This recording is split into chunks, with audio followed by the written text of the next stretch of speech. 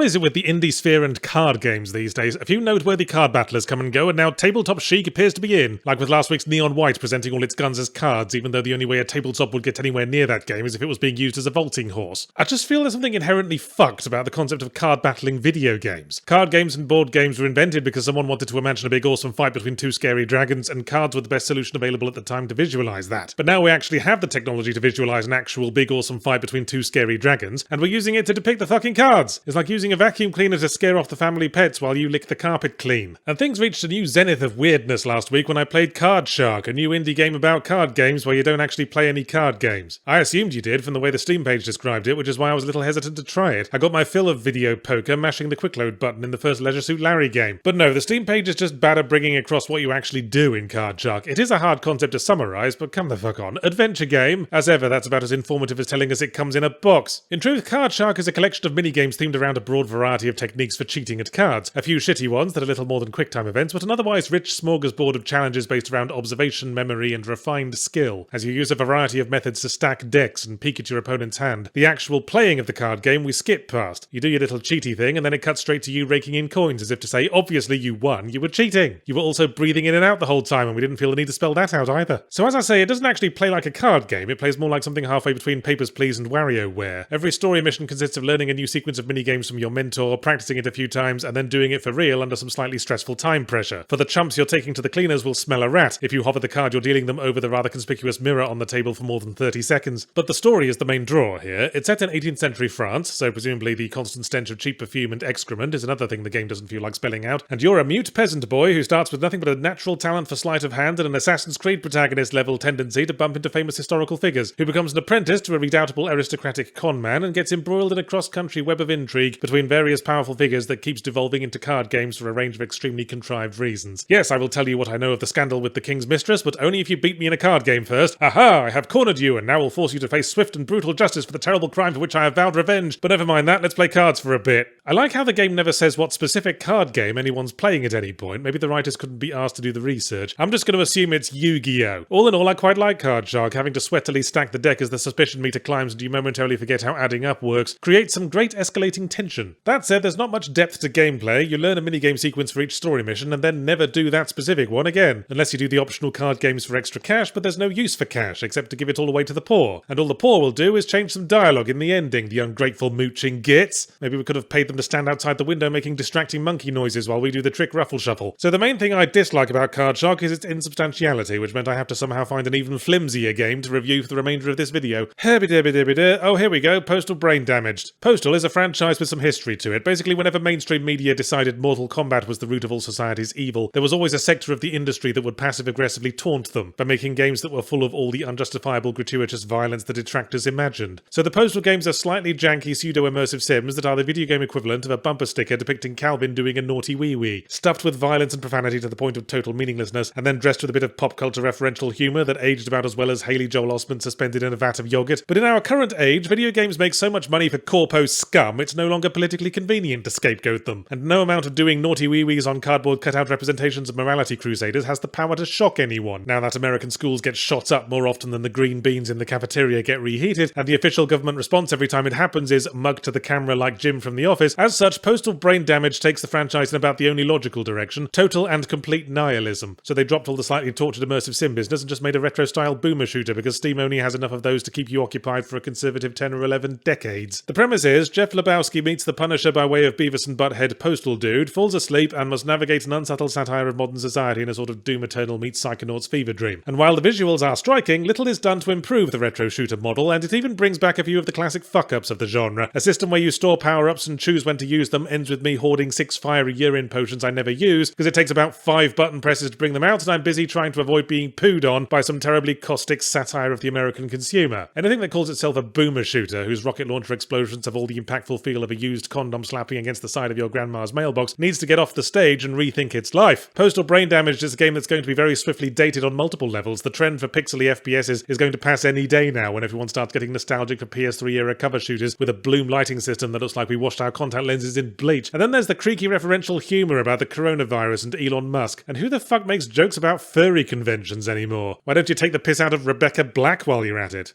What? I'll ask your mum.